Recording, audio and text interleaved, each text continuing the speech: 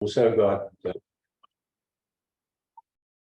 we've also got some people in the Johannesburg office. Simona, I wonder if you can switch on your camera quickly so people can see what is happening in the Joburg office.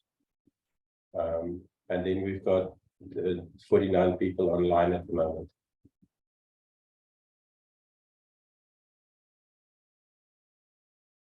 So I see Simone's camera is not coming on. Can everybody hear okay? Is the sound okay? Can you Yeah, hear? Yes. Okay, so thanks. Then I will see if I can share my screen. I should be able to.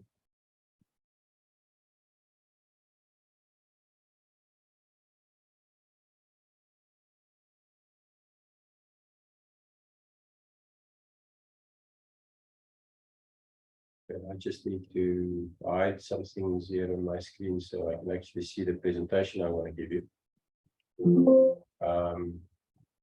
And I hope everybody can see my screen now. I'll take the silence as it is. We can see it. Yes, We can. Thanks. So welcome everybody to this workshop. You may be aware, but I'll just give some background. In any case, we've got a series of 4 workshops running at the moment, of which this is the second. The first workshop was last week, Wednesday.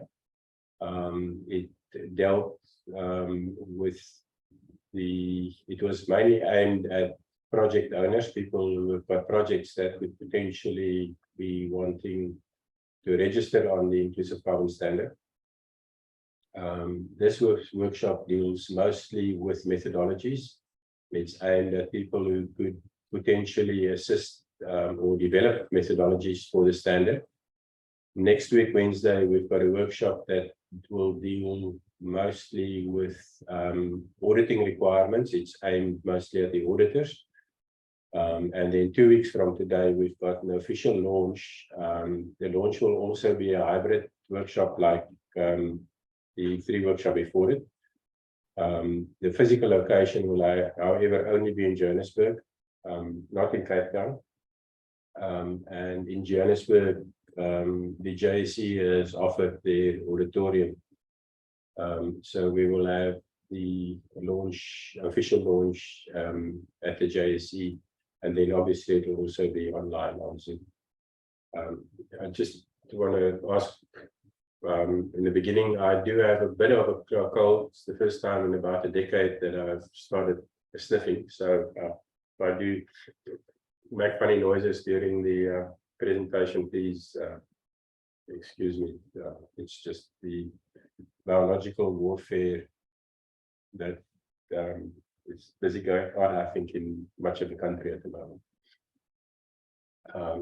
So let me just get the agenda for today. If I can start, is very similar to what we did last week. Actually, there's quite a bit of the presentation that is repetitive from last week. The people who did join last week as well, please just bear with us and excuse the repetition. But I think it was important for the people who did not join us last week to actually just go through some of the basics again. So in the agenda, we basically ask what, why, who, how, when. And then we have got one slide on the way forward, saying what we're going to do going forward. I do see some comments in the chat, but Simone, if you can from your side maybe just have a look at the chat and just you need to interrupt me, please do so. If we continue, we look at the what. What is the ICS? The Inclusive Carbon Standard is a new global carbon credit program designed to scale emission reduction and carbon removal projects. The ICS ensures environmental integrity and social safeguards by providing a robust framework for project registration, validation, monitoring, and the issuance of carbon credits. The ICS aims to promote climate action and sustainable development by removing barriers to carbon project development that occurs or that exists in the traditional standards, and thereby encouraging a wide range of stakeholders to participate in the global carbon market. The scope of the ICS, here we look at the users, the projects, the types of projects, and the markets. The users in the ICS is basically aimed at project owners. Fundamentally, they're the people who are going to be earning carbon credits. And the idea is that carbon credit revenue into these project owners will actually stimulate the development of more emission reduction projects. There's the methodology owners. That's very important because in order for us to create this ecosystem, we need to have people developing methodologies, and we will get to it a bit later, but the ICS is structured in a way where people who develop methodologies can actually earn royalties from the use of those methodologies. So that creates an economic and a business incentive for people to develop methodologies. There's the auditors, and then like all other carbon standards, there's room for observers, people that can see what's happening, members of the public, NGOs, governments, people like that. Projects, the unique structure and technology stack of the ICS will enable projects of all sizes. If you have been exposed to the traditional carbon standards, you'll know that if a project is smaller than a certain size, your probability of getting carbon credits is 0. And in this case, we said we'll go from very, very small projects. On the slide here, I call it pico projects, up to mega projects. So the technology stack actually enables this. Project types, this I think is very important. No project types are excluded from the ICS. Restrictions are based on additionality and safeguard requirements rather than blanket exclusions.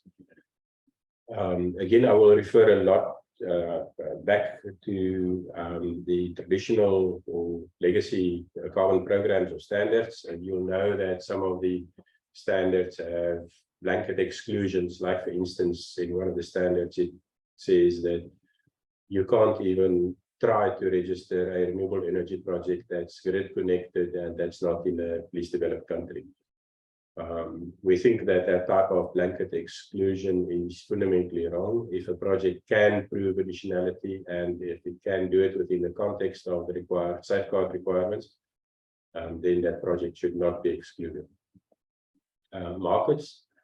The ICS can provide credits into the regulated market. That is what has traditionally been called compliance markets. That's things like emission trading schemes. The South African carbon tax scheme is a very good example of that. And then unregulated markets, which has traditionally been called voluntary markets.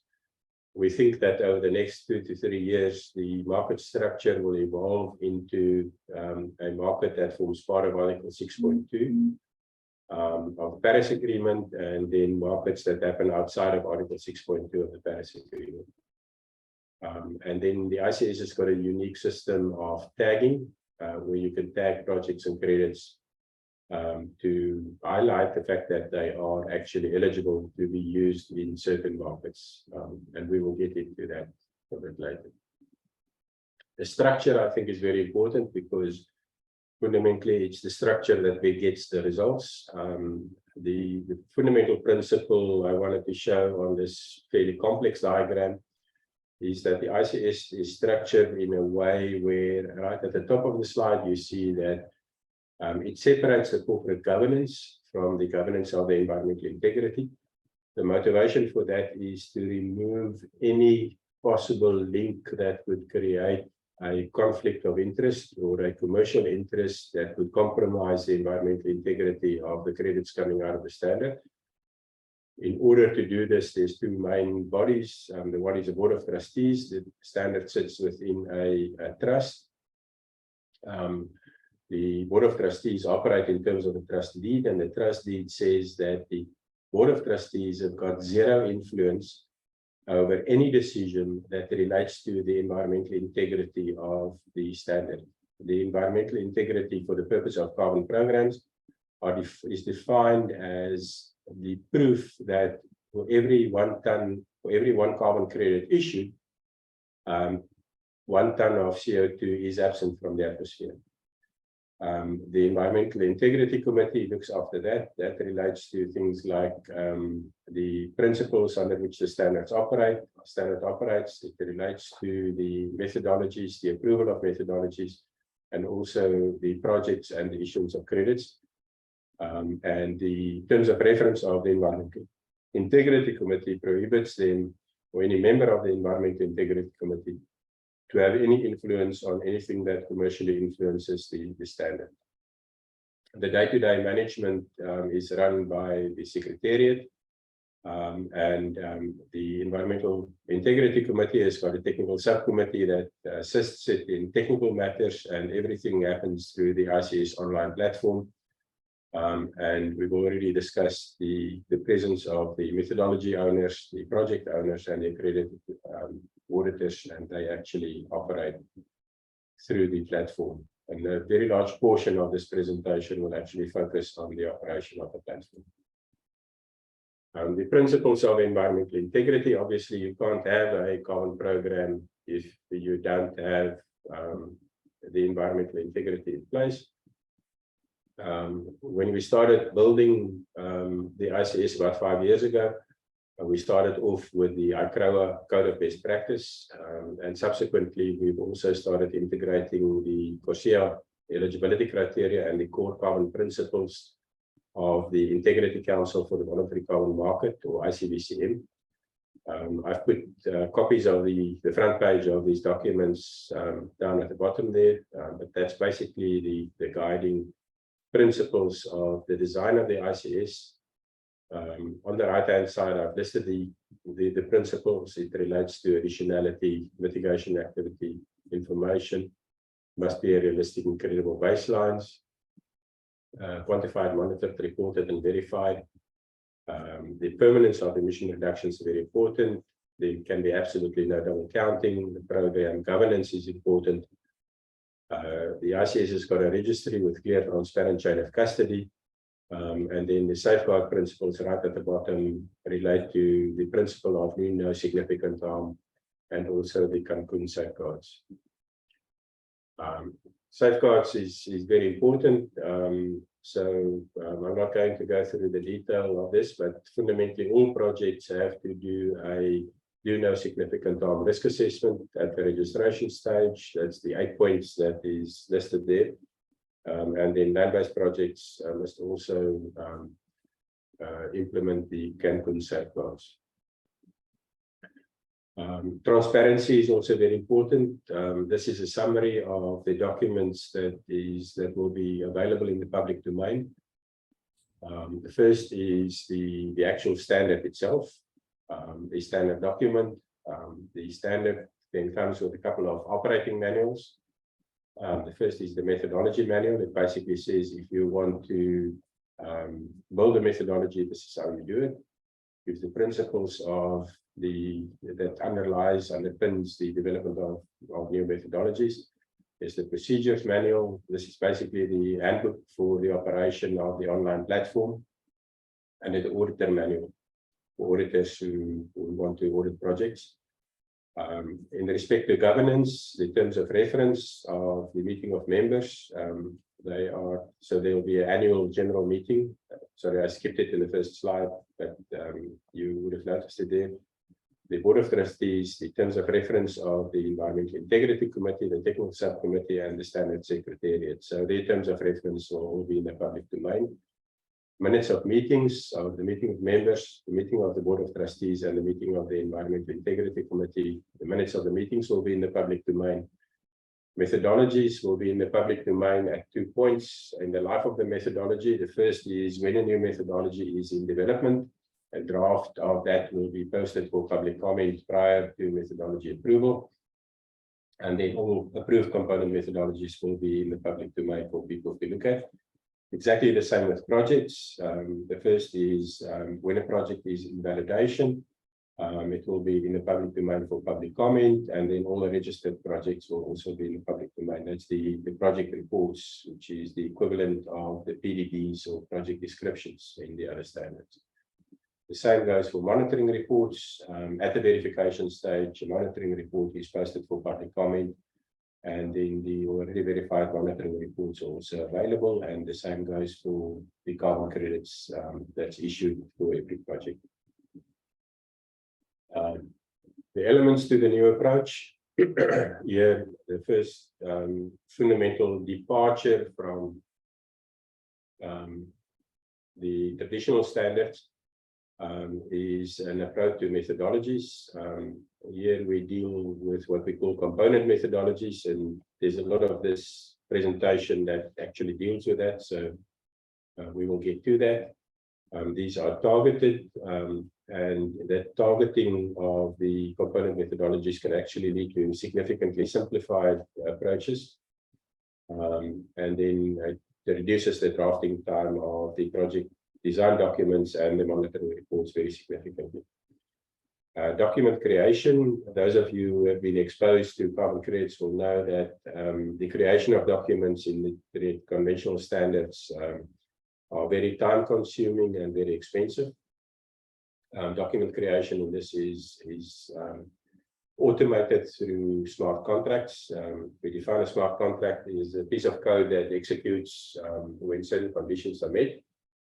But the component methodologies basically allows you to auto-generate the document templates that can then be completed in order to complete the documents.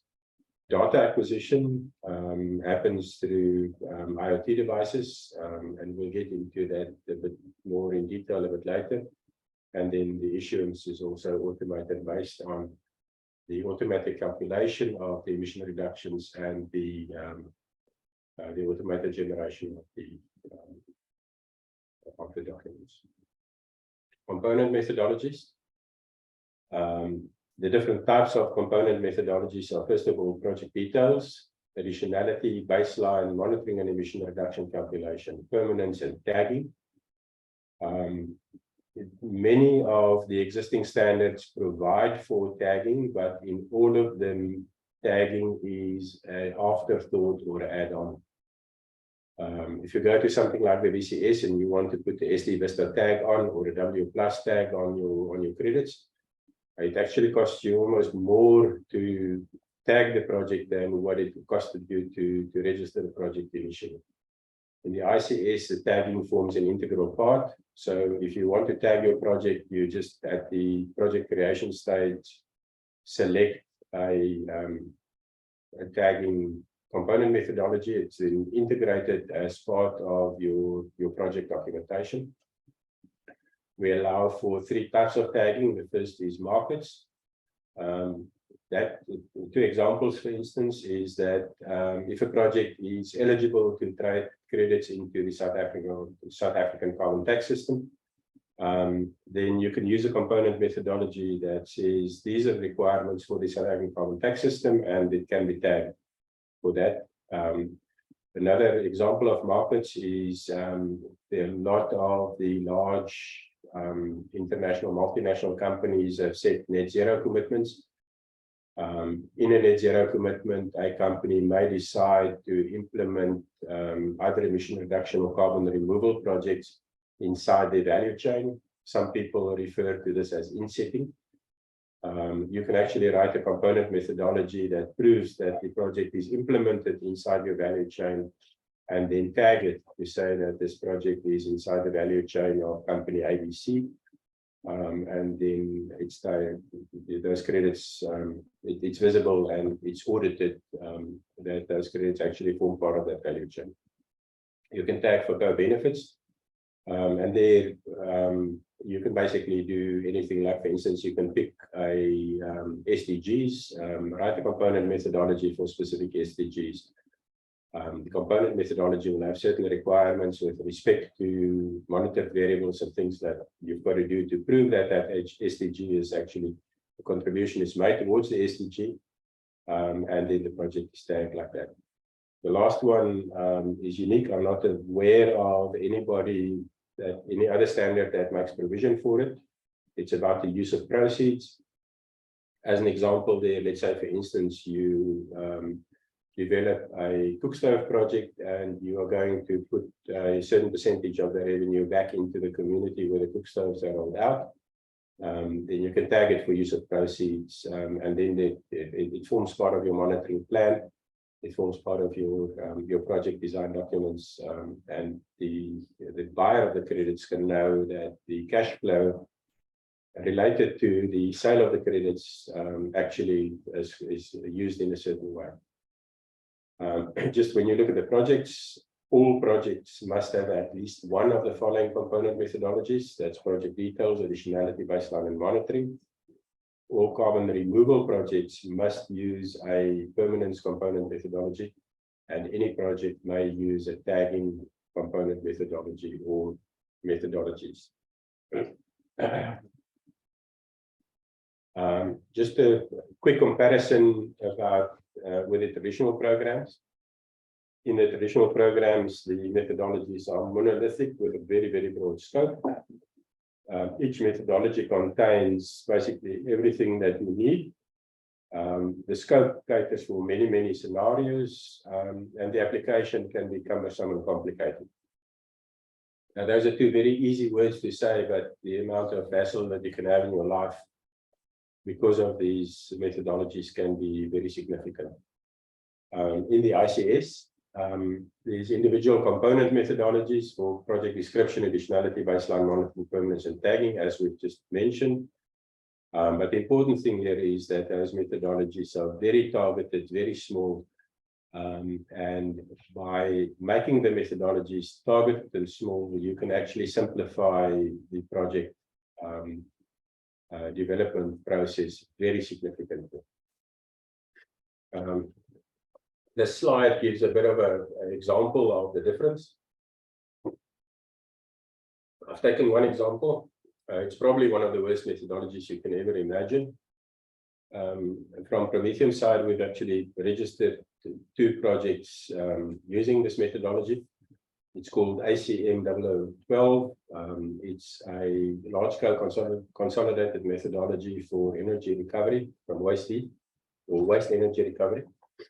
The methodology consists of, first of all, is your scope applicability. The second is your baseline methodology.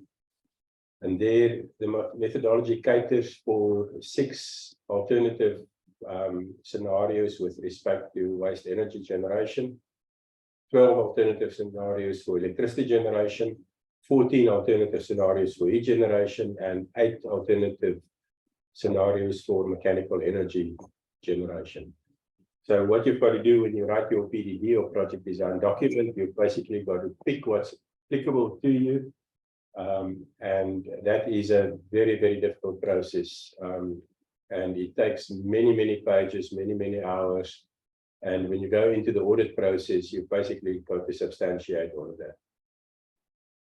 The text that it's everybody on the call's lucky day because that text is too small to read. That's just a couple of tables I copied out of the additionality section, where basically says that if these are a combination of scenarios, then this is what you've got to prove with respect to additionality. Again, to work through that, to write the additionality section of a PDD using this methodology is an absolute nightmare. Then when you go into the baseline emissions, there's a set of 46 equations listed in the baseline emission section of this methodology. You've got to pick anything from 1 to more than 5 of these, depending on the scenarios that you pick. And again, it becomes a very painful process. And then in the monitoring sections, there's a set of 34 parameter tables that you've got to work on. In total, if you look at the CDM website, 31 projects was listed using this methodology, 11 has been rejected, and 6 was withdrawn.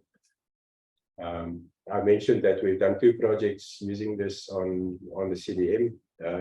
One of them was withdrawn and the other one was actually approved or registered.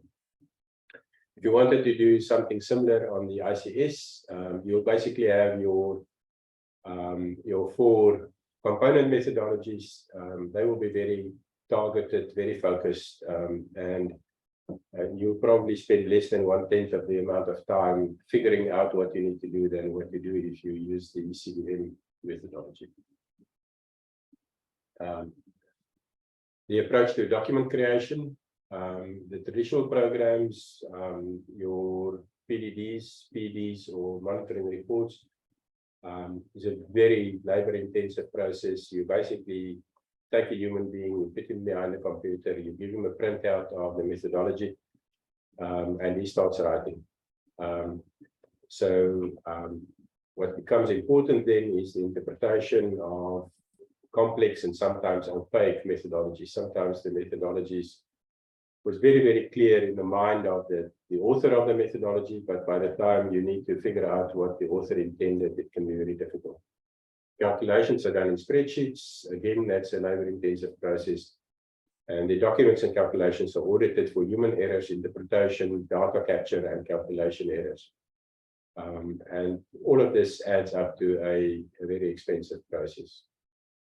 In the inclusive carbon standard, the documents are auto-generated directly from the selected component methodologies through smart contracts. The project report, which is our equivalent of the project design document or project description, is generated after the required data fields have been completed online. In other words, the project owner sits, and I'll go through that process a bit later, but he basically completes the data fields and then the project report is generated. The data acquisition happens either through manual entry or IoT, Internet of Things devices. And once the data is in the system, the calculation is automated using the selected component methodologies. The monitoring report is then generated automatically from the IoT and manually entered data, and the audit requirements are significantly reduced due to the automated process, eliminating human errors and fraud. We do have a new concept in this that's not in other standards. It's called the landmark project. A landmark project is the first project that is implemented using a given set or combination of component methodologies. What we basically need to do is, if let's say for instance there are component methodologies available for the project description, the project details, the additionality, and the baseline, but you've got a different approach to monitoring. You draft a new component methodology for monitoring, but in the calculation, you actually use variables from the baseline methodology. Then you've got to prove that your monitoring component methodology is compatible with the baseline component methodology. You do that through a landmark project. And once the landmark project is validated, then the auditors for succeeding projects do not have to go through the audit process again to prove that these methodologies are actually compatible. So it does save time on the subsequent audit requirements for other projects. Landmark values. Most of you will be familiar with the concept of standardized baselines that is in the CDM, but not in the DCS. Basically, what you do with a landmark value is, let's say, for instance, you've got a project that uses a grid emission factor. The idea is that once the grid emission factor has been audited, that you do not have to go through you don't have to audit again for a certain period of time. So in the component methodology, a value can be specified as a landmark value. And once that is audited, it doesn't have to be audited again for a certain period of time. And this also then reduces the auditing requirements for the projects going forward. Let's say the project, the landmark value was valid for a period of 1 year. If 13 months later another project uses that value, then the first project that uses the value after the expiry of the landmark value, that first project goes through a normal audit where it's audited again. And then for the next year, the projects that follow on it then has got the reduction in audit burden. So for as long as that new value is then valid. There are certain conditions. Landmark value may only be used in the project uses the same methodology parameter and defined domain. In other words, location, period, and other sets defined in the applicability criteria. And then the methodology developer defines a parameter that may contain landmark that can be used as landmark values. In other words, a landmark value is defined at the point where you develop your new component methodology. Before I go to the next section, if anybody has got questions on this, please let's talk about it.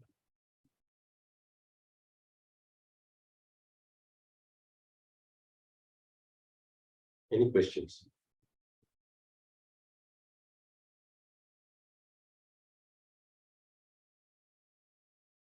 Shall I take the silence as a no? Okay. I'm taking the silence as a no. Let's go into the why. The legacy system and the major ones there are the CDM, VCS, and gold standard. They've all got a huge burden on them. The first is high cost, the second is long time frames. And basically, we started touching on it in the previous section, but your PDDs, your PDs, and your monitoring reports, you use complicated methodologies. One of the biggest nightmares in working on this is the standards change their templates from time to time. You may have spent a month working on a certain project, and then all of a sudden you realize there's a new template, and you've got to manually reformat, rewrite everything into the new template. There's exclusivity of auditors. In the CDM, it's called designated operational entities, or DOEs. In the VCS, it's called validation verification bodies, or VVBs. There's very onerous processes to become an auditor under these standards, and there's issues with respect to auditors' liability. And then there's huge costs related to issuances, and those costs have been creeping up lately. There's also long time frames. It deals with complicated methodologies and changing templates. There's a limited audit tool. I mean, we've seen in the last 2-3 months the cost of validating a VCS project is more than double, because of the fact that there's not enough auditors available, and there's a lot of demand for auditor services at the moment. And then there's also complicated and also forever changing processes at the standards and the programs, where just as you think you really understand the processes change again, and that also causes very significant time delays. What I've tried to do on this slide is to show a relationship between cost and the credibility of the auditors. For those of you who've been involved in the carbon market, you'll know that the CDM has always been viewed as the standard with the highest credibility. It's also got the highest cost. Initially, when the VCS was launched, it had a much lower cost. The processes were much simpler, and the market perceived the credibility of the VCS to be less than the CDM. The VCS has actually been moving up this curve. The VCS 4.3, I think, is out at the moment.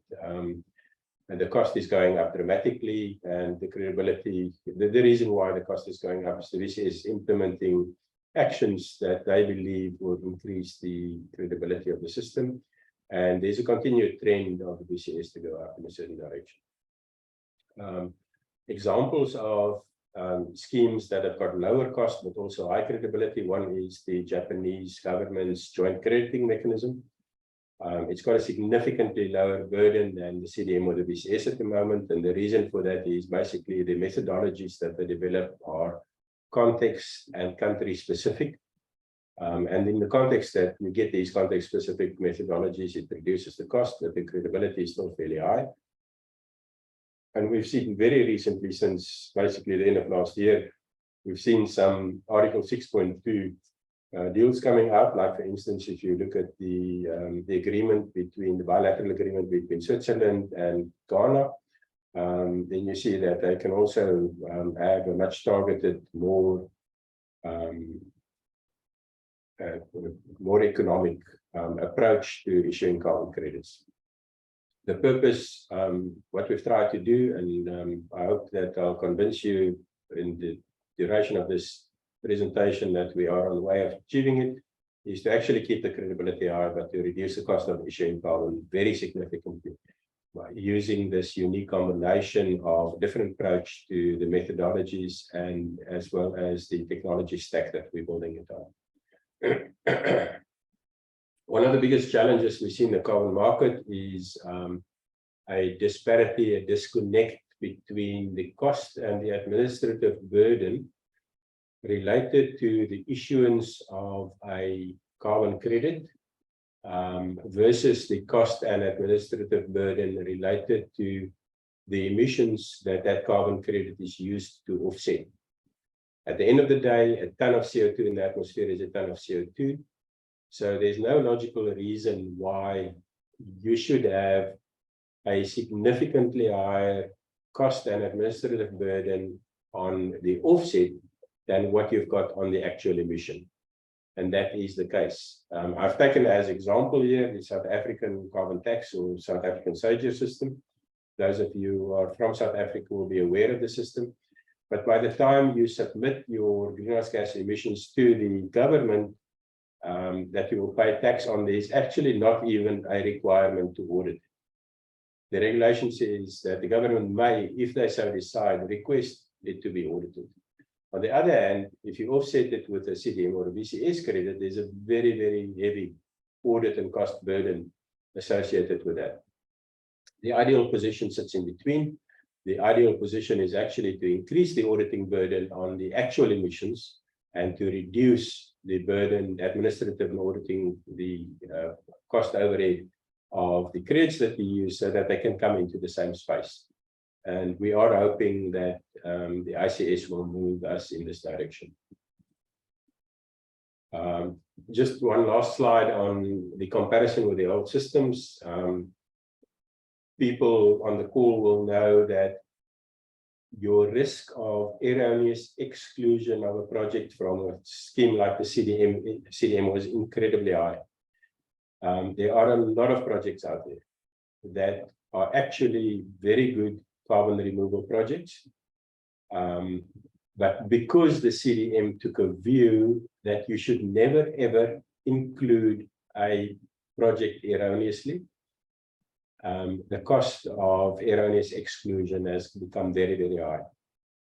A good example is there's been some bad press for the BCS in projects in Zimbabwe, and it actually led to the resignation of the CEO of the BCS.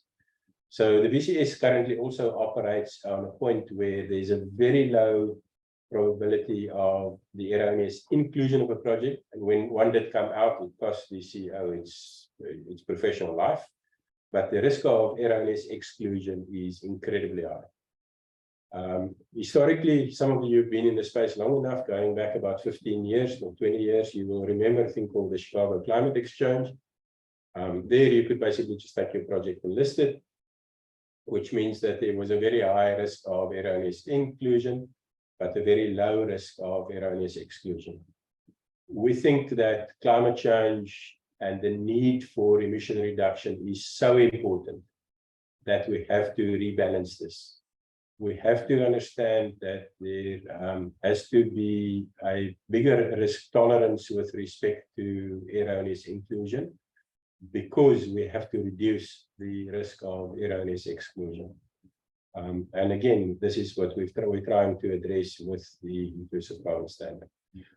A quick slide on the costs. Initially, when we started working on the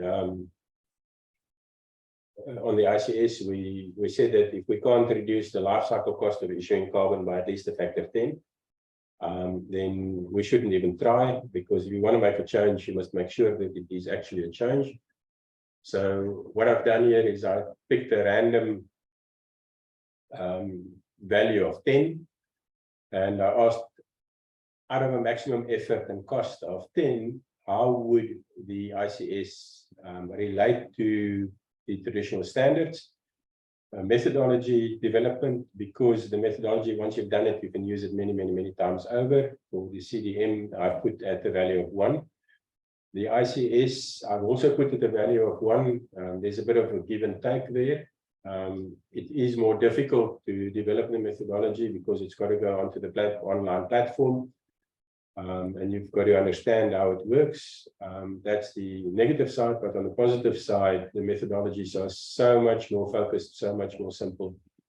that I think at the end of the day, the effort in methodology development will be similar. The drafting of the project design documents, because there was a random number of 10 chosen as a maximum level of effort, I put the drafting of a CDM PDD, for instance, at a factor of 10. Compared to that, I think the effort and the cost of drafting a project report on the ICS will be 2. Validation audits, I've put them at the same value, because at the end of the day, that is where you do the gatekeeping, that is where you make sure that the project is real. Again, the CDM methodology, the CDM validation will be slightly more difficult because you are auditing against a more complicated methodology. But the ICS will be slightly more difficult in a different respect, because in addition, you've also got to check the integrity of the IoT devices and the data feeds. So I've given them both 10 out of 10 for difficulty. Drafting of the monitoring reports. It's easier to draft a monitoring report under the CDM than a PDD. And similarly for the ICS, I said that's about 20% of the level of effort required than what you do under the CDM, for instance. And then the verification audits will be less than in the CDM and VCS, because you don't have to check the writing of the monitoring report. You don't have to check the calculations. It's done automatically by the system. You've basically got to confirm the validity of the calibration of the IoT meters and audit the manually entered data. So based on this, we think that in the long run, I'm hopeful that we'll achieve the objective of reducing the life cycle cost of issuing carbon by a factor of 10. Any questions or discussion on the why section before we move on to the who section? Please, somebody just ask one question. I need to give my voice a rest. I'm talking too much.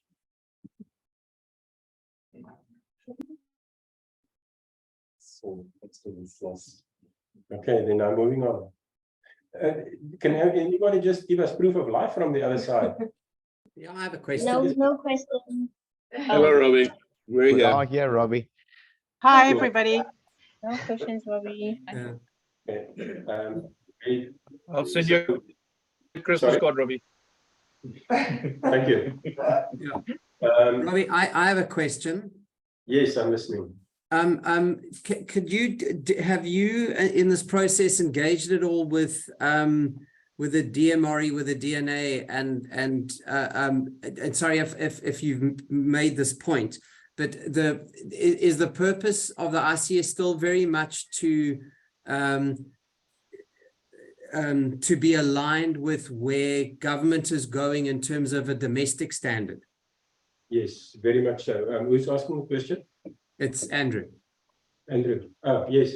Andrew, extensively. I'll actually deal with that a bit later on. So if you can just maybe... No, sure. Good. Thank you. So shall I move on? I see there are some messages in the chat. Alive. Okay. Yeah, somebody said that alive. Okay, let's go to the who. Now on the who, I've actually started with a time slide. But the reason why I put this up is because the who will change over time. So back in 2017, the two parties that started working on it was Food and Trees for Africa. Robbie, sorry to interrupt you. Can you hear me? Yes, definitely. Okay, we do have one question. I don't know if you want to answer before you move on. Yeah, let's do that. From the chat, from Khatleko, what are the requirements for methodology development? Is it the same as for auditors?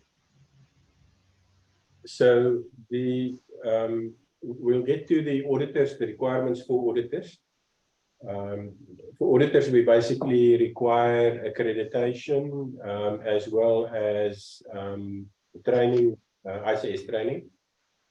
methodology developers, we don't have those requirements. We do recommend that you undergo training on the platform because if you want to figure it out yourself, you can. There's a very detailed methodology manual that will take you step by step about what to do. So the training is not compulsory, but so the answer is no, the requirements are not the same. Okay, I think that was just the one question. Thanks. Yeah, thanks. On the WHO side, back in 2017, the project was started by Food and Trees for Africa and Prometheum. And if you look at what I've done in the slide here is over the next 3 to 4 years, I've actually faded that out to zero. So in the words of Chris, who should be on the call, I haven't seen him. Chris from Food and Trees, the CEO of Food and Trees for Africa, he initially said, we will build it and then we will release it into the wild. And that's basically what the intention is. The intention is to have it as a standalone, independent carbon program operating free of any commercial interest whatsoever. That's the objective. Towards the end of 2022, we formulated the Environmental Integrity Committee, and they will stay involved and hopefully grow and evolve over time to be one of the major pillars of the community going forward. And then we've got an annual general meeting of members that will basically take over the ultimate governance, become the guardians of the standard over time as we hand over the next 3 to 4 years to have it as a totally independent standalone standard. The Environmental Integrity Committee at the moment consists of Chris, Laura is from CAMCO, I think. David has almost got more carbon credit experience than most of us. He's been in the game for probably about 2 decades. This is the guy that's talking to you at the moment. David Marioni is from, I think, Malaysia, but he's also had carbon market experience for the last 20 years. Jason is actually running Zarex at the moment. He's got a lot of renewable energy experience, a lot of experience in operating a registry for environment attributes, and Karthik is from India.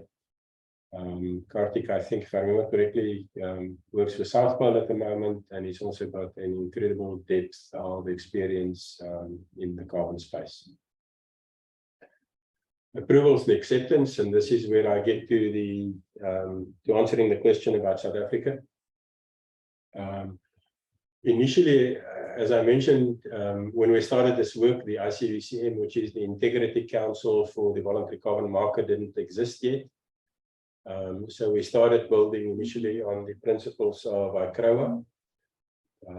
Sorry, I just want to push a button here that says I can't talk to you.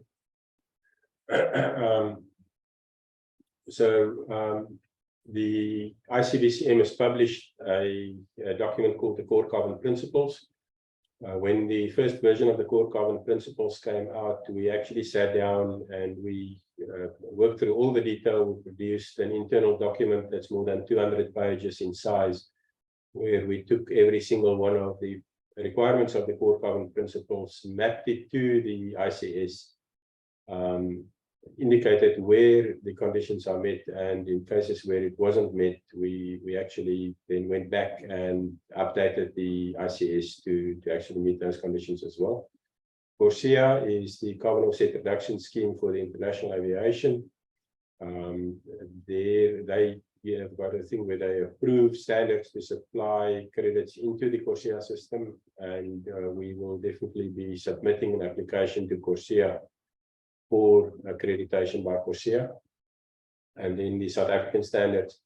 The idea when we started building it initially was to build a standard in terms of the South African carbon tax. Those of you who are familiar with the Carbon Tax Act will know that in order to supply credits into the carbon tax system, the credits has to come from an approved standard, and the Carbon Tax Act says that those standards are the CDM-BCS gold standard, and then it says or any other standard that the minister may approve. The very first thing we did before we started building the standard was to actually approach National Treasury and the DMRE and to have a meeting with them. And when we asked, what we asked them in that meeting was, we said, if we do build a standard, will you at least consider the approval thereof? They then said yes, but they didn't have a framework to do it in. They then went to the World Bank, got World Bank funding. The World Bank appointed a US-based consulting firm. This consulting firm produced a framework for the approval of what they call candidate standards. We were asked in 2021 by National Treasury if we would be prepared to offer the draft ICS that we had at that point in time as a pilot to test the draft framework. We agreed. And the ICS was actually measured against the draft framework at that point. And at that point, there was also feedback loops.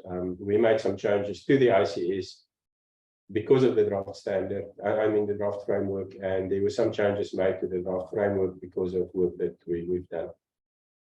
So at the moment, there's very good alignment between the framework that has not been approved yet and the ICS. The current state of the approval of the framework is the framework was passed to the minister for signature, that's the minister of the DMRE, during the end of 2022. The minister was then not sure whether he's got a mandate in terms of the South African legal framework to actually approve a standard, and there's a process ongoing at the moment that I believe is almost final, where the decision will be taken on whether the new candidate standard should be approved by the DMRE or the DTIC, that's the Department of Trade, Industry and Competition. And the moment that decision comes out, we will be submitting an application for the approval of the standard as a standard that can submit credits into the South African carbon tax system to the South African government. We also think that in terms of Article 6.2, where countries can define the requirements for standards in those countries, that other countries may also be interested, and we will be engaging with other countries to have this similar approach in them and what we've got in South Africa. Any questions on the route before we move on?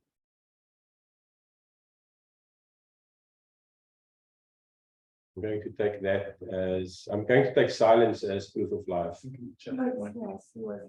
Yeah, but I didn't read well enough. Simone must tell me if there's questions in the chat.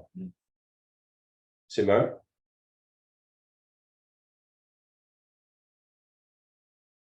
I assume Simone is still there.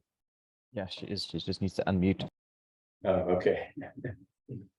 Cool. In the meantime, I'll move on. Now we get to the interesting part, how. This is where we now dig into detail. So, a couple of Hi, Robbie. slides. Sorry, there is a question. Sorry, we do have a question from the Okay. room. Yes, can you hear me? Yes, I can hear. Okay, so please correct me if I'm wrong, but Corsia Phase 2 starting from 2027, as far as I understand, it requires a corresponding adjustment.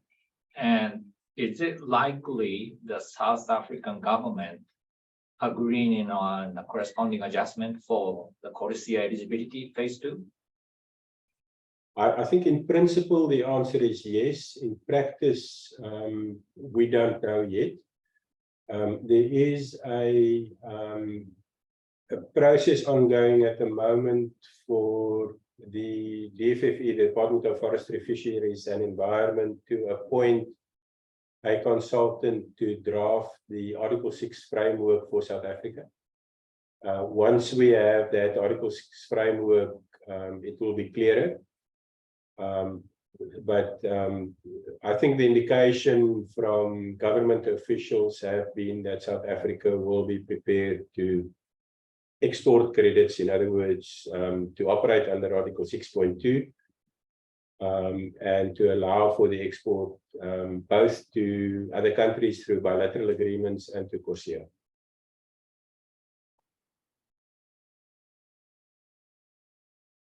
Okay, well, I just wondering if it is possible to expect this ICS becoming Article 6.4 ER instead of Article 6.2 at most.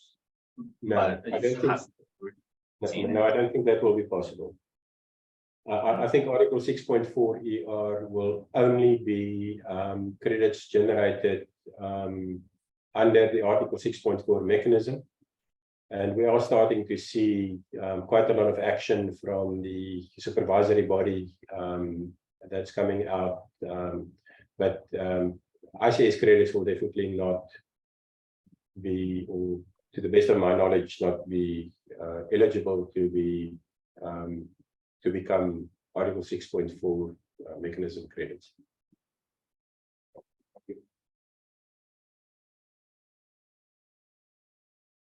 Thank Shall we you. move on? Yes, thank you. A couple of slides that's a repetition of last week's workshop. Actually, a lot of them were still repetition, but the reason I've put in these slides, we'll run through very quickly, is because when we get to talk about the drafting of methodologies, I think it's very important that it is done in the context of how the methodologies are used. So the purpose of leaving this slide in is to just show how the methodologies are used. Basically, what we've got here is we've got two phases of the life of the project. The first is project validation, and then the verification during the operational phase.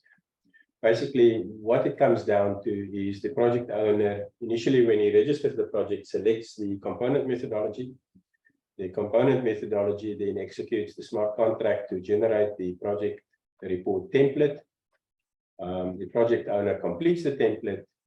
The system then automatically generates the project report. This goes to the auditor for audit, and the audit, the Environmental Integrity Committee then confirms the project approval.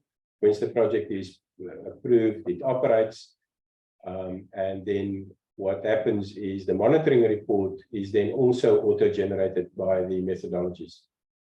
So the methodology really becomes this set of code, the smart contract that auto-generates the templates that the project owner will complete, and it also does the calculations automatically.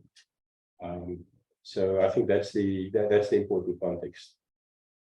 The technology stack, what the platform looks like is we've got users on the side that can be the project owner, the methodology developer, or the auditors. We've got the projects on the other side. The user interface is a standard web interface where you log on and you interact with the website. There's a technology stack in the middle. It consists of a mathematical solver, which is a thing called APML. There's a database that runs on MySQL. In the database, we've got a couple of groups of sets of data. We've got the companies and the users. We've got the methodologies. We've got the projects. We've got the project reports, the monitor data, and the issued credits. All of that sits in there. And then there's a set of IoT interfaces, and we expect quite a bit to be added to it, so that over time this can build up to be generally applicable to just about every single IoT device you can imagine. The way the component methodologies are used is what I've done here is I've said we've got different groups of component methodologies. We've already covered project details, additionality, baseline monitoring, and tagging. So there may be quite a lot of them at the end. The dark green here, I've highlighted the compatible methodologies, because when you develop something, you can only use methodologies that are compatible unless if it's a landmark project. So the project owner logs on, he selects a methodology for project details, he selects one for additionality, he selects one for baseline, same for monitoring and then tagging. You'll see I didn't highlight the tagging component methodologies as being compatible because we suspect that they will be generally compatible. The selected component methodologies is then used to auto-generate the report template. The project owner sits down and completes the template, and once that's done, the project report, which is our equivalent of the PDD, is auto-generated. Auditing requirements, if it is a landmark project, the compatibility of the methodology is audited. For all other projects, the project information is audited in a similar way to what you would audit the CDMO VCS, and then the IoT devices are checked, and that results in activation of the IoT devices. When you're in the operational phase, there's monitor data, there's IoT-enabled data that comes in automatically. When the project owner decides he wants to issue credits, he basically goes onto the system and he specifies the dates of the monitoring period. The monitoring report template is then generated by the component methodologies. He doesn't have to do anything about the IoT device enabled data, but he has to manually enter the data. That's manually entered data. The system then automatically does the emission reduction calculation and auto-generates the report. On the auditing requirements for the IoT devices, the calibration certificates must be valid, and the IoT devices must be secure, and it's possible to do spot checks on that to make sure that the data coming into the system is actually the right data. And then for the manually entered data, it is got to go through normal audit requirements. What the auditor doesn't have to do here, he doesn't have to go and check the spreadsheets, he doesn't have to make sure that somebody didn't erroneously enter monitor data by making changes in the spreadsheet. So the audit burden is significantly reduced in this space. Requirements for development of new component methodologies is, first of all, a new component methodology must establish unique features that doesn't exist in existing component methodologies. You must provide applicability criteria for the use of the methodology. So what you may find there is that one of the ways to make the methodology targeted and precise is to actually have very strict applicability criteria. You may, for instance, say that this specific component methodology is only applicable if you use an electricity meter that operates on this specific IoT protocol, so it becomes very, very targeted.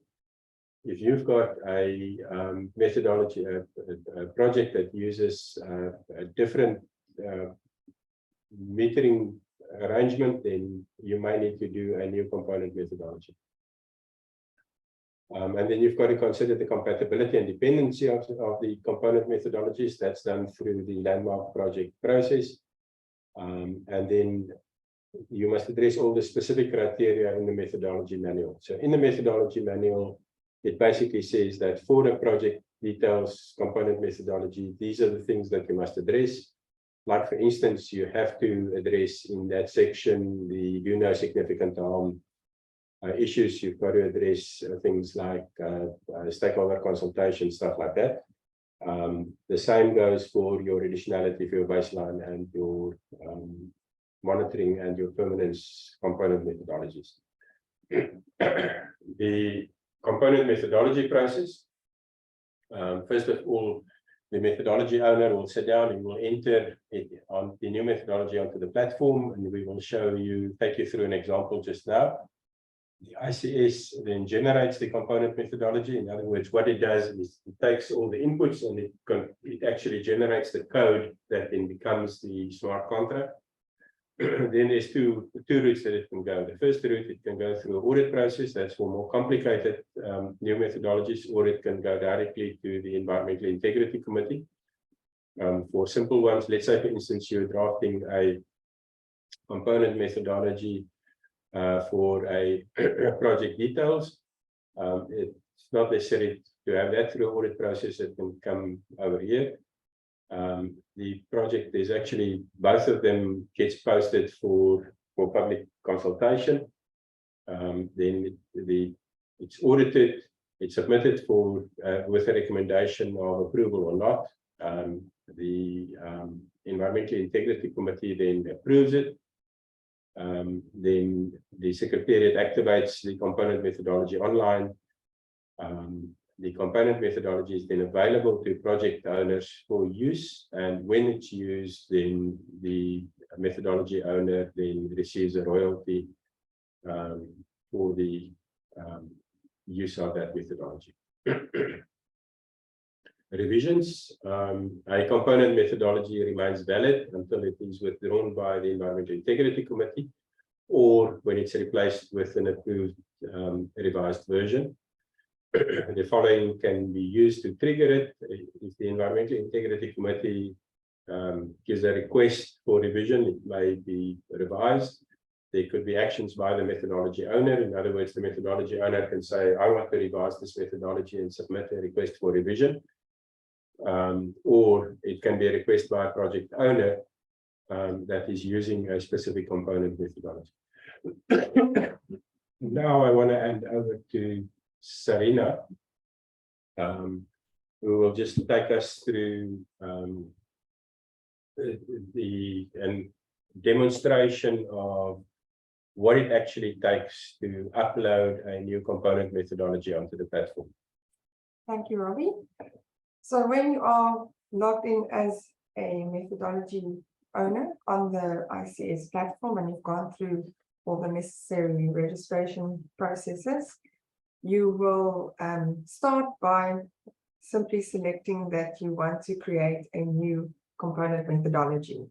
So it details some processes for you on the section where you need to create it, and it will also give you links to the list of documents that you need, specifically the component methodology manual, so that that's readily available while you go through the process.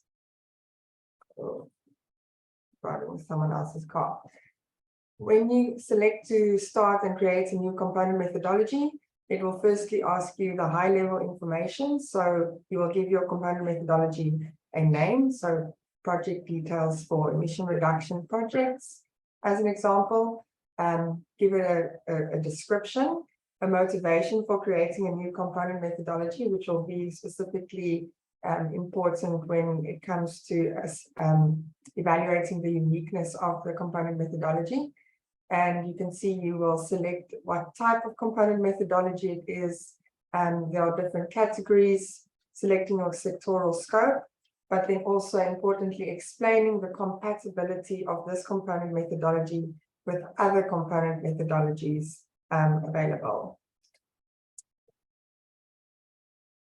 And once you've done your component methodology setup, this is what the output basically looks like. So it'll give you the high-level details. And on the right, you will also see that the excuse me, the platform will keep track of the draft, the number of audits that the component methodology has gone through. It will do version control. It will keep track of when it was submitted and who submitted it. And once it's gone through audit or it's gone to the Environmental Integrity Committee, it will also capture the outcomes there. So everything is nicely in one place. So this is an example of a project details component methodology. And the first thing is to create input fields. So if you think of your PDD document, this will be the large subheadings. And this is also the headings that will appear in the automated project report form that is generated. So as a methodology owner, you will create a new input field group. And you'll see on the right here, you can select then if this will appear in the project form or in the monitoring and evaluation reports. Once you've created your input field groups or your headings, you can go and create the actual input field. So this will appear as questions in the project form, and they have different formats. There on the right, you can see a single line text, paragraph, numbers. You can give single options or choices, like you see in this example here on the right. There's a single option, a yes or a no answer, multiple selections, and you can also opt to have a file uploaded, which is useful for capturing information such as Gantt charts, schedules, organograms, maps when it comes to land-based projects, and that will then also be captured and available on the system itself. So creating the component methodologies, depending on which component methodology you are working in, you capture qualitative data and descriptive data, as well as the numbers that we are talking, or Robbie spoke about, that goes into the calculations and into the smart contracts and into the AMPL solver. So when you are creating, for example, a baseline component methodology or a monitoring component methodology, this is where the calculations will become important. And once this is set up on the platform, these calculations will execute automatically using an AMPL solver. An AMPL solver is a mathematical programming language, so don't get too disheartened. It is just a way in which we write the equations. So there's a specific syntax, and the component methodology manual details that it's captured in detail and step by step. So if you go through that while going through the setup on the system, it'll be very clear, and it's just about following those different steps. But fundamentally, the three things that are important for the AMPL solver are sets, parameters, and then the different equations that will create the AMPL code, and subsequently the model file that will run and calculate the emissions reductions or removals. So I won't spend too much time on what specifically sets, parameters, and so on, what they all entail, but they are because everything is written up in the methodology manual. You can see here on the right, and it will be available online while you are developing your methodology. But just to maybe highlight on the parameter side, this is where you can either have manually input data, or this is where the IoT device will be connected. And if we look at an example where we here have the baseline for a national power grid, you will start by defining the sets. And you've got a monitoring period set for the start and the end date. And typically you would also have the time periods at which you log your data. So let's say one of your sets is called month, then the parameters inside that set will be January, February of the different years. But if you choose to have smaller increments, so we're going down to hours or half hours or seconds, obviously the amount of data contained in your model becomes very large. So it might just mean that the model takes a longer time to execute and to run, and the data captured will just be a very large amount. But again, this will all still sit in the database on the ICS online platform. You can see at the bottom left the compatibility of different component methodologies will always be present. So you will be able to view compatible sets if you set up your component methodologies in a certain way.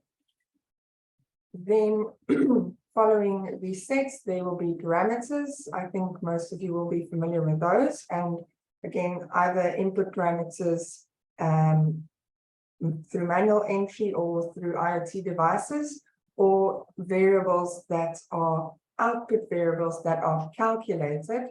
And on the next page, you'll see this is where you define the equations for calculating certain output variables. And once you click on adding an equation and going through the system guidance that you follow, you'll see that it will provide you with all the available parameters, and it will give you some criteria so that once again, all the help that you need to set up the different equations are right there at the point where you are actually doing and setting up your equations. So trying to make it a bit more user-friendly. The other important thing, especially with the IoT devices that's been built into the ICS, is regarding calibration of instruments. So whenever an instrument falls outside its calibration window, obviously there is some sort of correction that needs to happen in terms of delayed calibration. But in principle, the way to do this on the ICS, and again, this is all written up in the methodology manual, is to create a set that defines the list of parameters that require calibration. And then subsequent to that, you'll have parameters like your calibration error or your calibration start and end dates, and you will set up the necessary equations to account for any delayed calibration or to check calibration of the devices, and so that that's also available for the auditors to have a view on. The last thing that you do as a component methodology owner in the setup of a component methodology is to also create an example project. So in principle, an example project is a project that is created when you are creating a new component methodology to basically test the new component methodology and to demonstrate the application of this component methodology. And lastly, also to check its compatibility with other component methodologies that are available. So it showcases and tests all the input sets, parameters, and equations. And it is also helpful then to demonstrate that compatibility between component methodologies.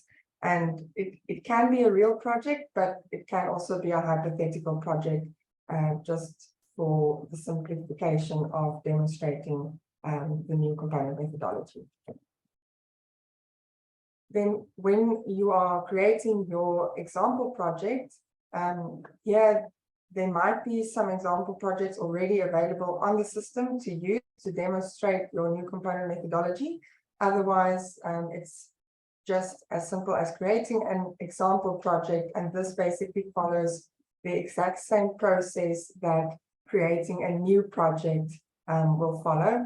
And here you can see on the right, we are testing a baseline component methodology, and we've selected some component methodologies that are already available. I think, Robbie, I'm going to hand back to you again. Yeah, thanks, Sarina. This slide basically just talks to the methodologies that's currently in development that we hope to be available very soon after the launch of the ICS. In the first block and the second block, we did ask people to comment on what methodologies they would like to see in last week's project workshop. And there's a list of the outcomes of that workshop. So first of all, methodologies that is currently in development and that will be available when the ICS launch. First of all, project details. There are two project details component methodologies. The one is for emission reduction projects. That's very, very generic. And the other one is for RED+ projects. We've also got two additionality component methodologies in development. The one is using technology penetration. That's basically a methodology that's based on barrier to project implementation. What it says there is that if you have got a new technology that has got a penetration rate less than a certain amount, then those projects are additional. You typically find this approach in things like a CDM positive list, and the VCS has also got similar approaches. And then there's a additionality component methodology for investment analysis as well. On the baseline side, we've got a couple of baseline methodologies in development. The one is for grid connected renewable energy. It basically calculates the grid emission factor. And there's one for land-based projects where the land in the baseline is covered with invasive species. We've got two monitoring methodologies on solar PV. The one is for when an IoT device is used, and the other one is without an IoT device. In other words, where the data is actually entered manually. This is to showcase a case where not everybody may have the opportunity to actually use IoT devices. So the IoT device is not a requirement. You can actually do a project like a solar PV project with manually entered data. And then there's a monitoring methodology for tree planting. And the first tagging methodology we're working on is to tag for the South African carbon tax market. What that methodology basically does is it takes the carbon tax, the carbon offset regulation that forms part of the carbon tax suite of documents, and it basically converts it into a methodology for the ICS. If we look at the outcomes of last week's workshop, the requests for methodologies is basically summarized here. It's regenerative agriculture, rangeland management, afforestation, reforestation, agroforestry, and goods from agricultural waste. There was also requests for soil carbon, for electricity generation from renewable biomass, for biochar production from forestry residues, electrical vehicle charging from renewable energy, methodologies for value chain traceability, and then for hemp cultivation as well. The reason we've put it on here is we think that if there are anybody on this call that is interested in actually developing methodologies, then we'll be happy to put you in contact with the people who require their methodologies so that you can work together and see if we can get as much methodologies as possible, as soon as possible on the system. We've mentioned royalties. This slide gives you an indication of where we are at the moment. It's possible that these values may change. This is relevant both to the authors of the methodologies, but also to the project owners, because at the end of the day, this comes out of the credits that the project owner would normally have earned. Basically, what happens is when issuance happens on a project, then the amount of credits will be deducted from the credits listed in the registry account of the project owner. And these percentages will be added, will be listed directly into the registry account of the methodology owner. So if you develop a methodology and somebody uses your methodology, then that is the percentage of credits on issuance as it stands at the moment. And I want to stress that this can change. This is a first draft. We will take public comment on it, but that is what you can expect at the moment as a methodology owner. Any questions on the how before I move on to the when?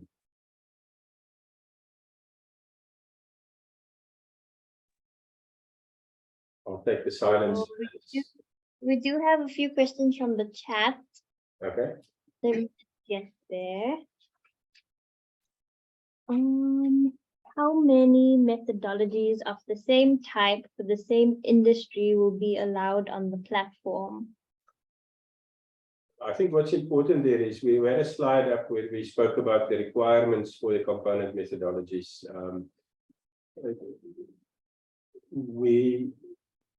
There's a certain set of criteria that says when a new methodology will be considered for approval. It has to be unique. It has to have either unique applicability criteria, unique measure, let's say, for instance, a monitoring. So one of the difficult things that we've still got to work out is exactly where the boundaries will lie. In other words, when you say rather revise an existing methodology, or yes, it's okay to develop a new one. We are working on a set of criteria like that. But there's no limitation. I mean, the CDM has got about 200 methodologies on the CDM website at the moment. That's all very complex and very wide ranging. So I think in a couple of years, we may have many, many more methodologies on the ICS than what the CDM has got at the moment.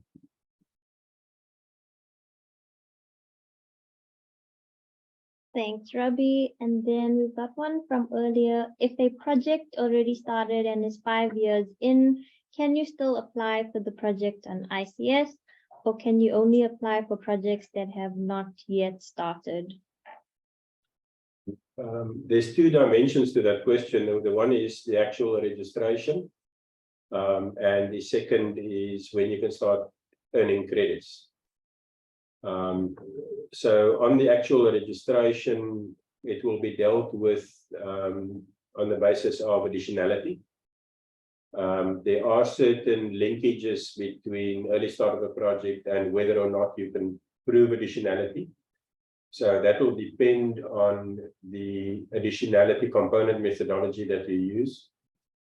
And the approval or non-approval of that methodology will depend on whether it is aligned with the principles as expressed in the core common principles of the ICVCM or CORSIA or issues like that. So on that, I can't give a direct answer. That's on the project registration and the validation audit. On the issuance of credits is, unfortunately, because of the nature of the platform, no credits can be issued for any activity that happened prior to the date of registration of the project on the platform.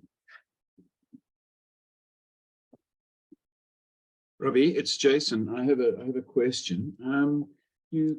I see you've got these royalties for the various sort of contributors, so to speak, people that develop methodologies and so on. How do you guard against just becoming a marketplace of 40 people with various slightly different versions of a similar methodology, and that complexity that then goes between choosing those, where you get people just trying to sort of farm your platform for royalties? That was actually the question I tried to answer a bit earlier. My apologies. No, I wasn't very clear on it, but I had that question in mind when I answered the question about how many methodologies of a specific type. In principle, there is, in process of being developed, a set of thresholds about when one can allow a new methodology to come on with respect to the difference between that and existing methodologies. Okay. What we want to do is we want to protect the rights of the methodology owner that has made the investment. In other words, you can't just go and copy an existing methodology because it's all open source. You can't just go and copy it and submit it as another one and then get around not paying the royalty. So we do have a draft, a set of thresholds, but that most probably needs refinement. And it's one of the things that we will engage with going forward, and that we'll make sure. I don't think there's a right answer to this. I think wherever you put those thresholds, it's possible that you may have somebody that's unhappy that says this threshold is too low or it's too high. So at the end of the day, it's going to be a call that's made by the Environmental Integrity Committee. But in principle, we have to protect the rights of the people that has got methodologies on the platform. That's got to be weighed up against the flexibility and actually growing the system. So yeah, unfortunately, I don't have a direct answer for you that, but in principle, that's the approach we're taking. Thank you.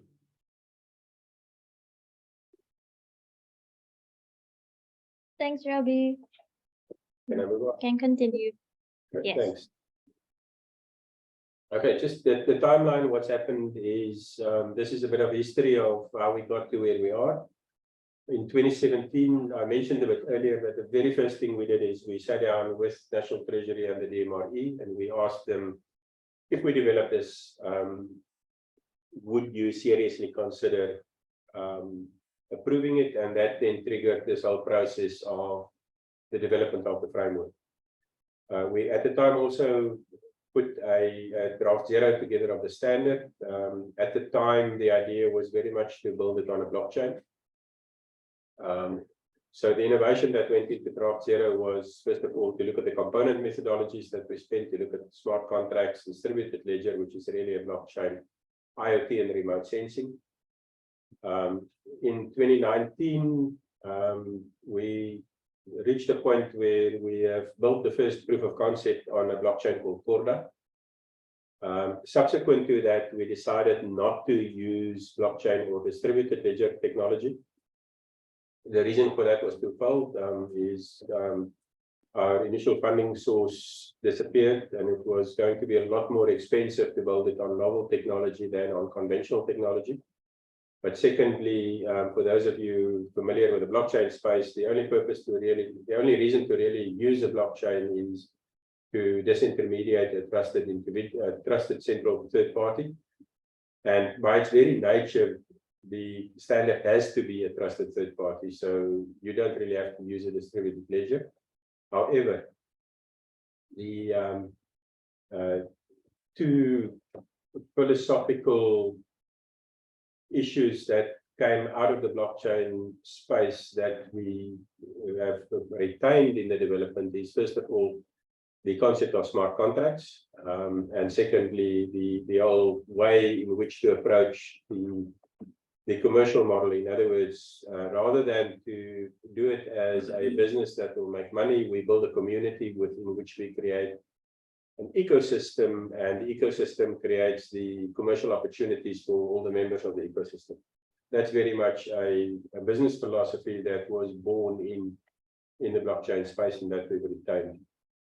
At the time also, we looked at renewable energy methodologies, and we did the first draft methodology for afforestation. We did some very interesting work there. We looked at satellite data and the use of satellite data directly into an online platform like this.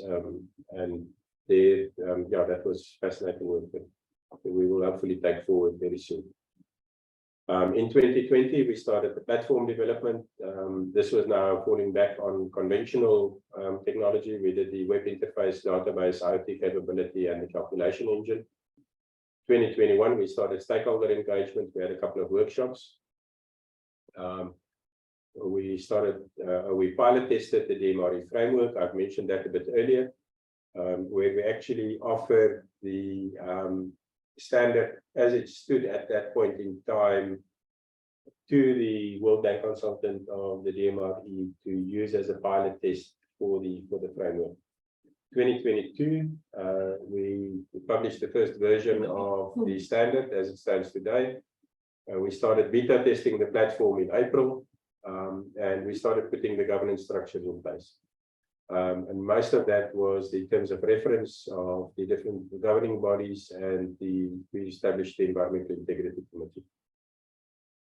2023, public workshops, which we're busy with, and we hope to operationalize it in methodology development, continued development of the platform, and the governance structures. And then, yeah, acceptance, what we'll do is we will do the submissions to the ICBCM and Corsia following the going live of the standard.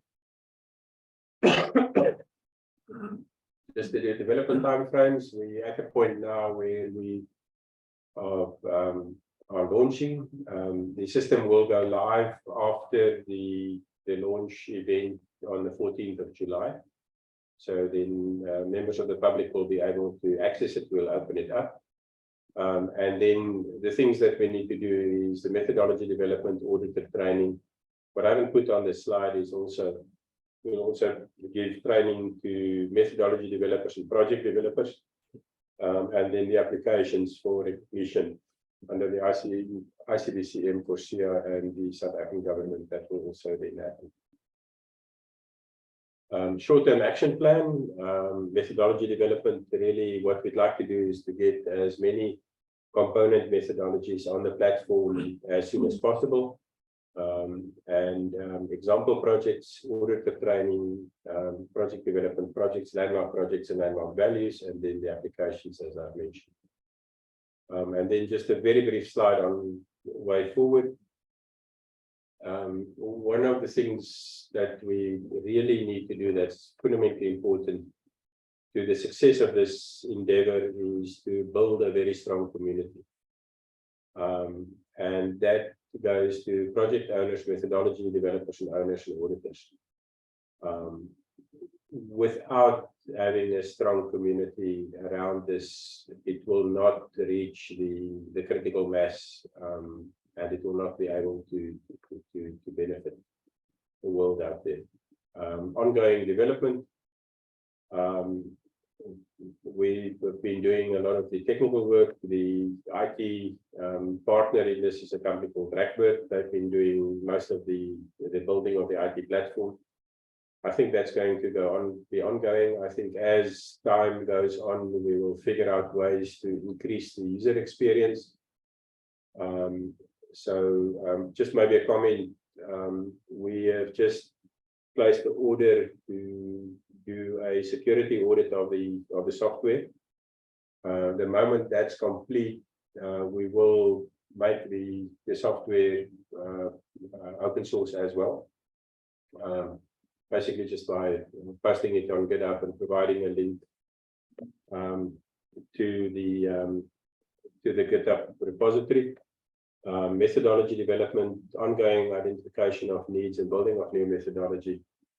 Auditor community, we need to build a strong auditor community. Without that, we can go nowhere. We've got to have a program to do ongoing strengthening of the governance structures in the standard, and then the international recognition, as I've already mentioned.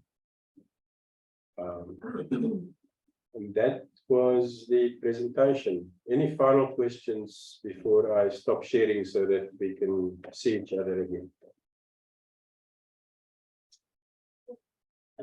Very cool question. So the methodologies that people are looking for from the workshops, are those across baseline monitoring? Yeah. Across all of the documents?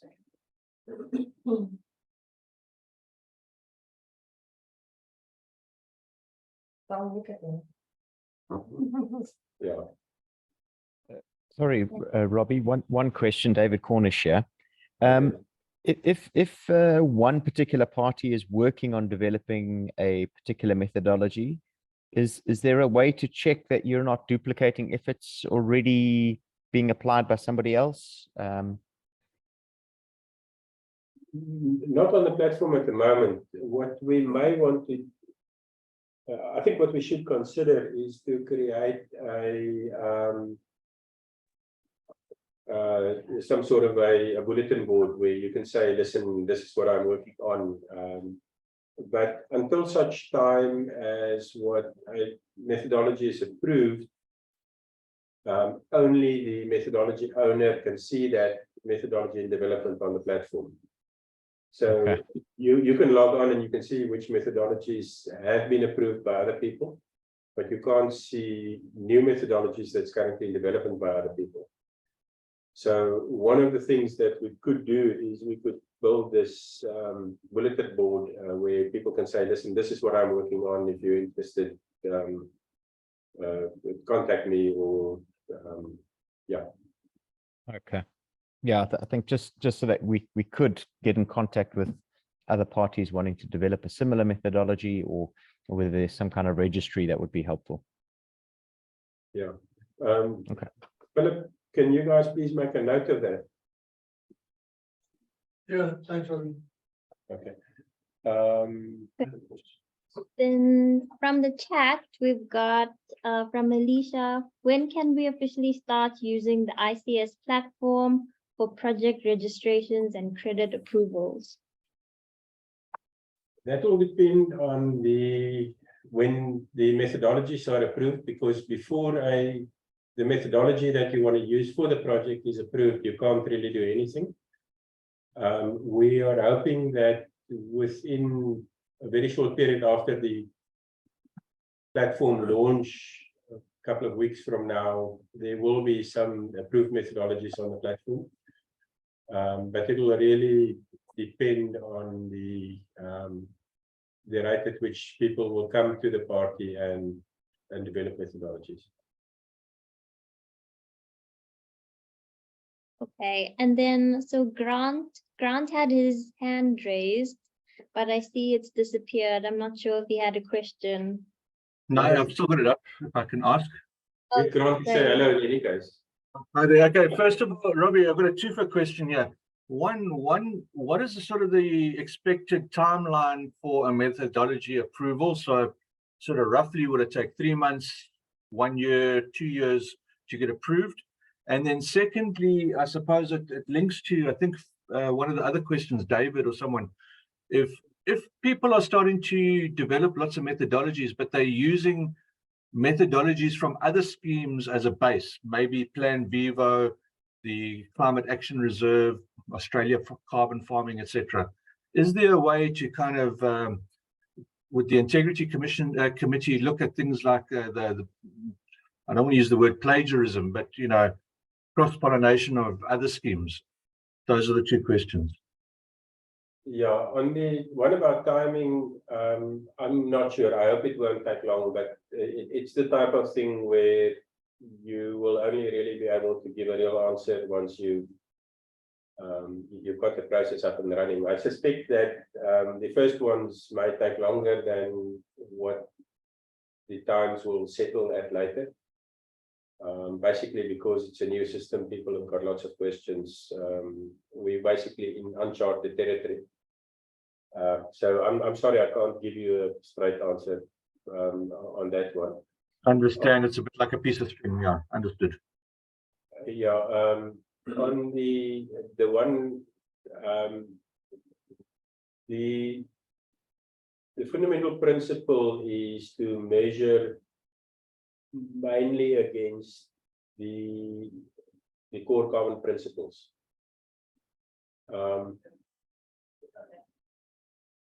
I don't know enough about the Australian methodologies, for instance, to be able to say how they will measure up.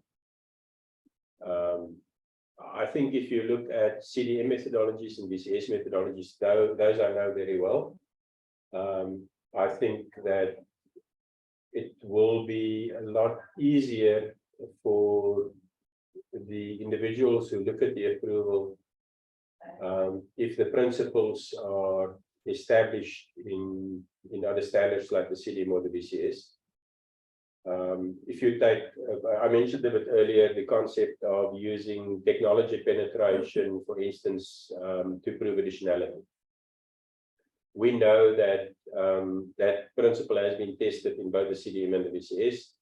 We know that it is generally accepted globally as an approach to proving additionality, and therefore I think an approval like that will be easier than to come up with something novel.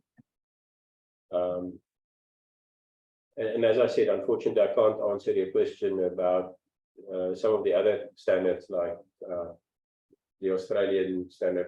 I know I've in the past looked at some Australian methodologies in carbon farming, and I've had some very serious doubts about some of the principles contained in some of the carbon farming methodologies.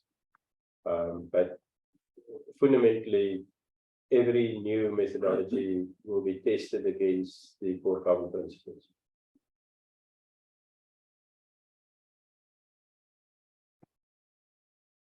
Okay, another question from the chat.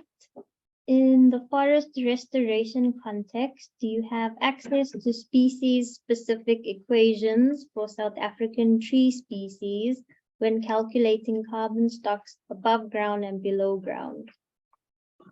So that will depend very much on the methodology developer. So if the methodology developer wants to plant, yeah, I was going to say speculum, luckily I didn't say so.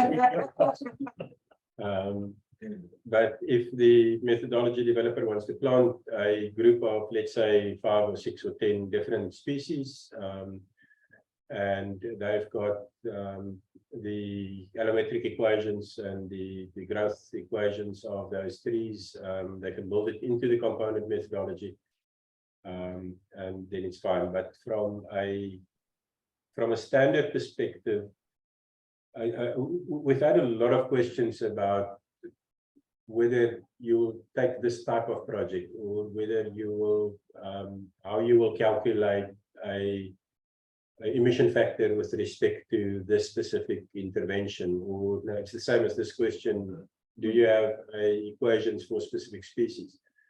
And the general answer to that type of question is, what we've built and what we are continuing to refine is a platform that operates on a very well-defined set of principles, and that's the principles of environmental integrity.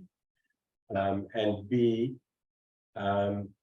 you can put just about anything on that platform. If you can imagine a methodology, you can put that methodology onto the platform. So the approval of that methodology is a function, or the type of methodology you can put on is constrained only by your imagination. And the approval of what you've imagined is constrained by the core carbon principles, the ICROA principles, the CORSIA criteria. And those are the boundaries. And within those boundaries, the sky's the limit.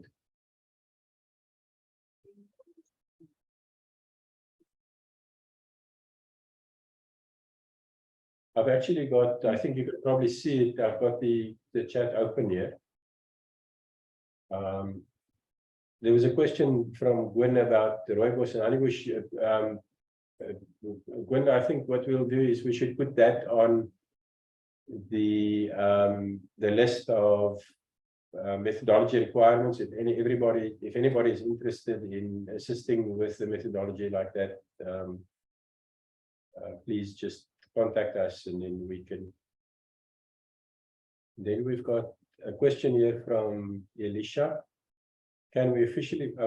Yeah, so I think we've already answered that from Michael. I see Gwen's just raised her hand. Yeah, if I could come in here and just stop the background noise. Sorry, guys. I am working in that area and very keen to work with you in a midst of sort of circumstances. I did put a question in saying, would it be possible for us to meet in Cape Town, and that we can take offline, but just simply to get into step on what I'm looking at, which is agriculture, which is ground up, which is the whole conflict between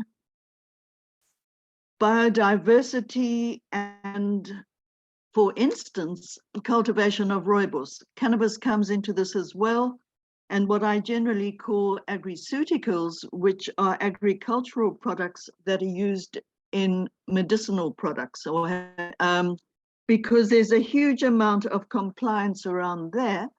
And I do see benefit in developing with you, with your platform in mind. I have an experienced sort of group, we call ourselves the elders group, who would work with you.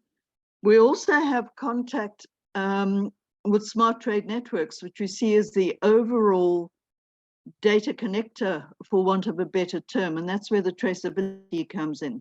So it would make sense for you to meet, to introduce you to them. You know, it's a question of connecting at a different level, and I see what you're doing as valuable. And yeah, I did ask if we could meet, and we can take that offline in Cape Town. I'm happy to come through. I live in McGregor, but I'm very happy to come through and just sort of get into step and get your guidance on what makes sense for us, how we should go forward. Yeah, I think I agree on both. Let's meet and let's take it offline. Great, thanks. Then I see there's a question from Katlego that says, is the guidance available? So we are busy with the final for this round, revision of the guidance document. I think it's going to be best if we hang on for another 2 or 3 weeks, and when the system goes live on the 14th of July, everything will be available. But we're just busy with final checking, making sure that everything is correct. I wouldn't want to publish something before it's gone through the final quality control and everybody is happy that there's no significant errors. And I also asked a question about if a methodology owner can update the methodology when better carbon figures or Yes, data becomes available. yeah. So what you would do if you want to update the methodology is, as the methodology owner, you'll just log on and you'll say do a revision. You do a revision, it goes through the same approval process, and then it becomes available as a new version of the methodology. So I have a question. Yes, so I just wanted to check, what's the expected financial burden of developing a component methodology? Because I assume the audit itself is going to be paid for by the methodology developer. That's correct, yeah. Again, I don't know. We will have to see. We will have to see how it pans out in practice. The only cost you will pay is the audit cost. For simple methodologies, you might not have to go through an audit. The environmental committee, the integrity committee can look at it and say, we're comfortable in approving this. They might turn around and say, we'd like to see this audited. I suspect that they will default, for safety's sake, most methodologies audited. I'm sorry, I can't answer.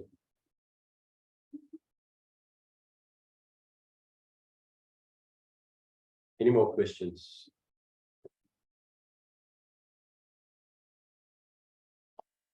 None from the room.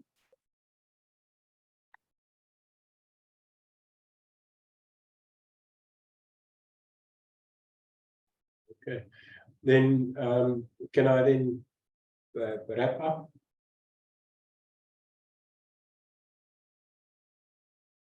Yes, so I won't say ask a question now, forever hold your peace. I'll say ask a question now or email it to us if you think about it later. Jason, I see your name flashed up on the screen. Were you? No, nothing important. I was just putting on my screen to wave goodbye, Robbie, if you were in fact going to wind up. Just maybe the way forward is we've got a workshop next week that's aimed at the auditors. So it'll go a lot deeper into the audit requirements and the the processes for auditing. And then on the 14th of July, June, not July, 14th of June, sorry, my apologies. 14th of June, we will have the official launch event. It will be hybrid, so you can dial in via Zoom as today, or if you are in Joburg, the JSE has offered us the facilities on the ground floor, and we very, very much like it if as many of you as possible can come and join us. The RSVP date is next week, Tuesday, I think, Simone. So if you want to attend the physical meeting at the JSE in Johannesburg on the 14th of June, please just RSVP by Tuesday next week. And then, yeah, I think the very last slide we spoke about the building of community. So my request is please engage, please talk to us. We on the ICS team believe that this can make a contribution towards scaling up of emission reduction projects. But we can only do it if we can build a strong community around it, have enough methodologies on, have enough projects coming to the system, create an ecosystem within which it can become commercially viable for everybody to actually participate. So please stay involved. Tell us if you're wanting to connect with certain people. Tell us if you're wanting to develop certain methodologies. If you need somebody to develop methodologies so that you can actually bring projects to the party. Even if you just say, I've got some money to throw in this direction, we do need some development work still on the platform. So yeah, please contact us. And then thank you very much for your time. We really do appreciate it. Thanks, everyone.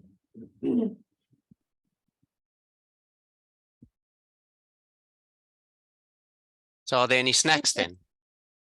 We've got no snacks in Durban. Andrew, I think you and I should go for snacks by ourselves then. Absolutely fine. We'll go and do something sugary. Yeah. So if you want to go for the local agricultural produce in Cape Town, we'll then have some wine. Oh, there can't only be two of us in Durban. I mean, David Cornish, are you not in this neck of the woods as well? Has David left? Ah, okay. No. All right. Cool. Good. So, thanks. Okay. Thank you, Robbie. Ciao, ciao. Bye. Bye, bye. Thanks. Bye. Bye. Thanks, and thanks, Robbie. Cheers. Thank you. Bye-bye. Bye-bye. Thank you, everyone. Cheers. Thank you.